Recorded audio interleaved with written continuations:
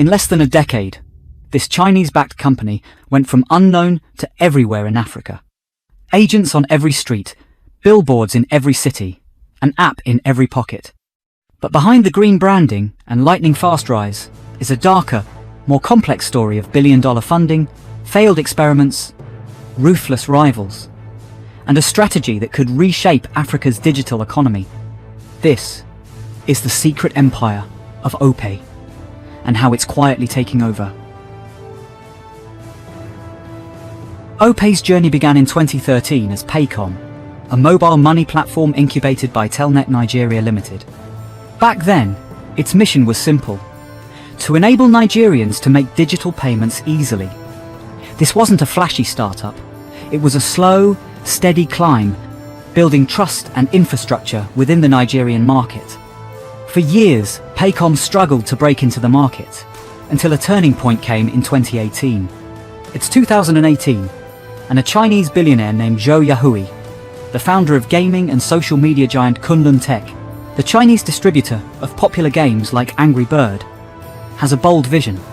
After acquiring the Norwegian web browser, Opera, yes, that Opera.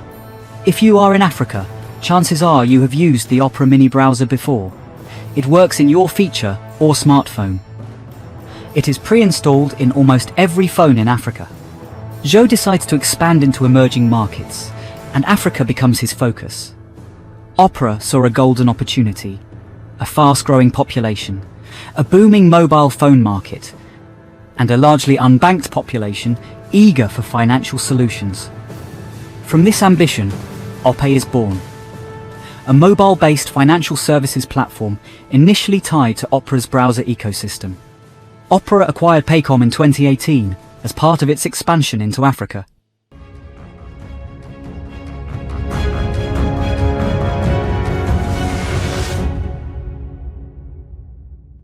Opay officially launched in Nigeria in 2018, but it didn't stop at payments. Unlike most startups, Opay wasn't content with solving just one problem. Their vision was to become a super app, modeled after China's WeChat. To fully understand Opay's vision, we need to talk about WeChat, the Chinese app that redefined the concept of a super app. WeChat, launched by Tencent in 2011, started as a messaging platform, but quickly evolved into something much bigger. Today, it's an all-in-one ecosystem that combines messaging, social media, e-commerce, financial services, and more. Opay's dream of becoming Africa's WeChat was evident in its early years. Opay unleashed a wave of aggressive expansion, launching a dizzying array of services. O-Ride for ride-hailing, O-Food for food delivery, O-Bus for intercity travel, O-Express for logistics, and O-Trade for business-to-business e-commerce, and many more. However, unlike China, where WeChat grew in a relatively centralized digital ecosystem, Africa's fragmented markets, regulatory challenges, and lack of infrastructure made it harder for Opay to replicate WeChat's success. Opay's rapid expansion came at a cost. Its O products faced several challenges. O-Ride and O-Trike shut down in 2020 after the Lagos government banned commercial motorcycles and tricycles in major parts of the city. O-Bus was quietly discontinued in 2020 due to poor adoption and high operational costs. O-Food couldn't compete with established players like Jumia Food, which folded the same year. O-Mall struggled to gain traction amidst fierce competition and economic challenges, shutting down in 2021. O-Wealth, while functional, faded into the background as Opay refocused on its core payment services. This super app strategy, while ambitious, proved to be a double-edged sword. While some services like O-Ride and O-Food gained traction, others like O-Bus and O-Trade struggled to find their footing. Regulatory hurdles, intense competition, and shifting consumer preferences forced Opay to retreat from some of these ventures, focusing its energy on its core fintech offerings. By 2021, Opay had shut down most of its non-payment subsidiaries, signaling a shift in strategy. But the setbacks didn't deter Opay.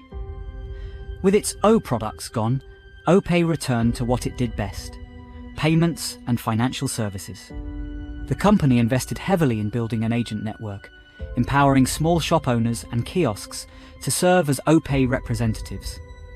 Opay continued to expand its footprint across Africa, leveraging its strong agent network and aggressive marketing campaigns. Between 2019 and 2021, Opay experienced explosive growth. By providing cheaper and more accessible alternatives to traditional banks, the platform amassed millions of users, processing billions of dollars in transactions annually. This strategy worked wonders.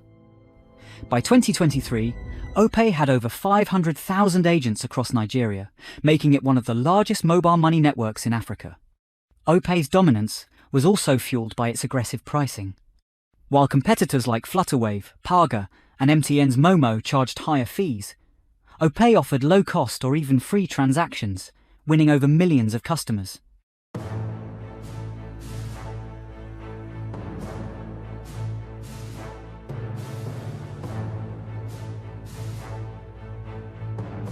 Opay's rise didn't go unnoticed by investors.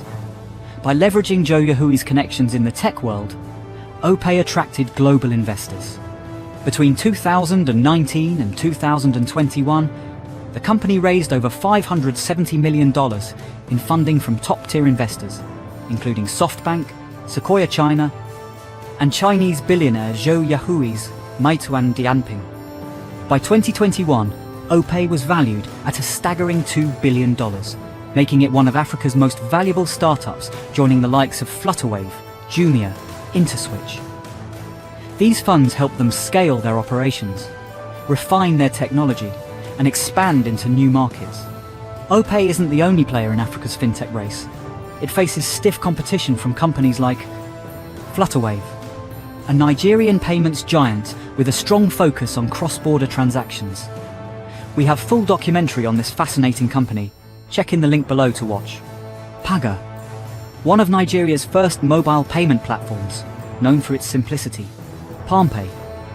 Backed by China's Transsion Holdings, PalmPay targets the same customer base as Opay. MTN Momo, the mobile money arm of Africa's largest telecom operator. Airtel Money, another telecom-led rival, offering similar financial services. Despite the competition, Opay's extensive agent network and low pricing give it a unique edge. So what's the secret behind Opay's empire? It's a combination of audacious vision, relentless execution, and deep pockets. By understanding the unique challenges of Africa's fragmented financial landscape, Opay built a solution tailored to the continent's needs.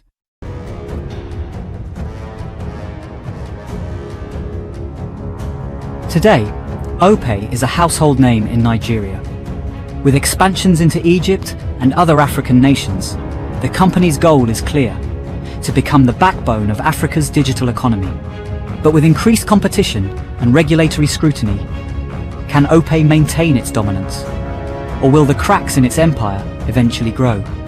For millions of Africans, Opay isn't just an app. It's a lifeline to financial independence. The story of Opay is a tale of both triumph and turbulence. It's a reminder that even the most ambitious ventures face challenges, and that navigating the complexities of the African market requires agility, resilience, and a deep understanding of local needs. One thing is certain: the story of Opay is far from over, and in the ever-evolving landscape of African tech, it's a story worth watching.